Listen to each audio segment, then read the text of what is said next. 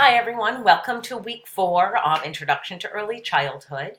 I just finished grading all of your assignments and discussions for week 3 and thought I would share a couple of my thoughts upon reading them. One, it was really interesting to see that almost everyone chose Montessori as their preferred approach over Reggio Emilia. A couple of people said they would use a combined approach, but almost everybody did choose Montessori, which I found quite interesting.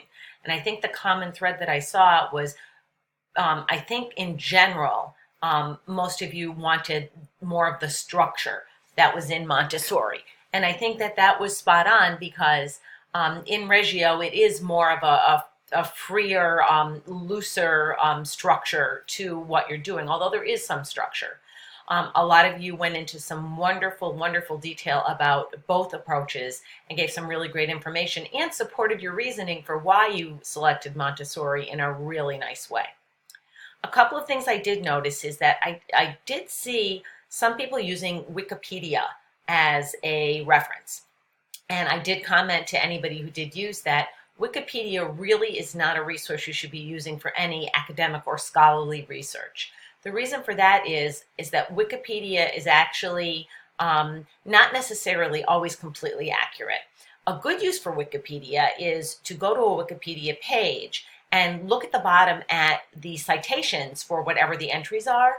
Those are most likely either primary or secondary sources that you can go to, primary being the best, sort of getting the information from the horse's mouth. So use Wikipedia to dip your toe in and find other references, but don't cite Wikipedia as where you're getting the information from. It's and I would say that that's pretty standard for any academic or scholarly research, that Wikipedia is not usually considered acceptable.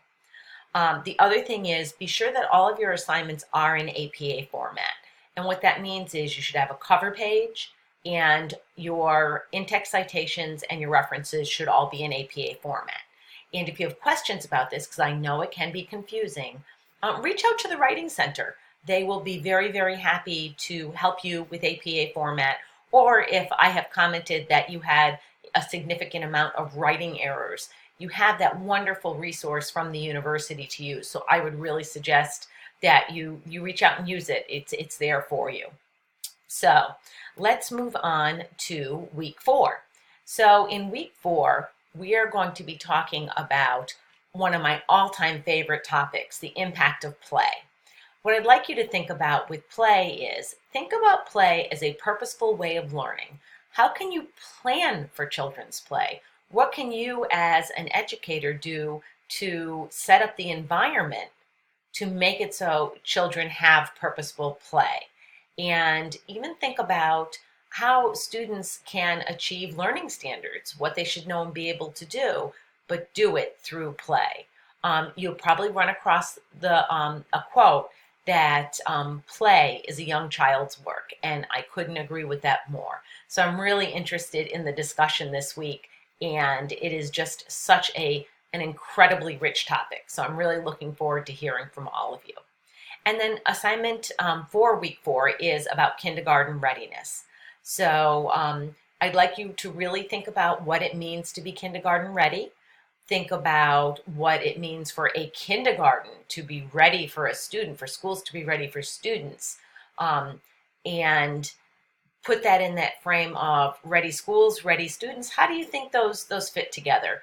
That's typically a really big question, and I think that there's a lot of pressure right now on what kindergartens should look like.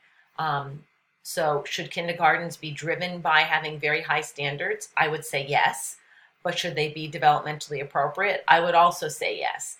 And I'm just giving you a little hint here. You can tie this to that idea of play in learning environments. So think about that in the whole context together.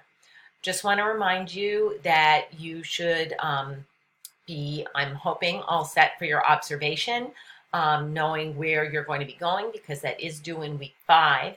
And as always, if you need to be in touch with me, email me. I usually will get back to you within a few hours, at very latest within a day. And if you want to speak with me, not just communicate virtually, I'm always available during my office hours, or just send me an email with some times that you're available and we can figure out a way to meet up, whether it's just a phone call, it's FaceTime, whatever works for you. Really looking forward to this week's discussion. Can you tell that I'm really passionate about play? It's one of my favorite topics, and reading your assignments this week. See you soon. Have a great week. Bye-bye.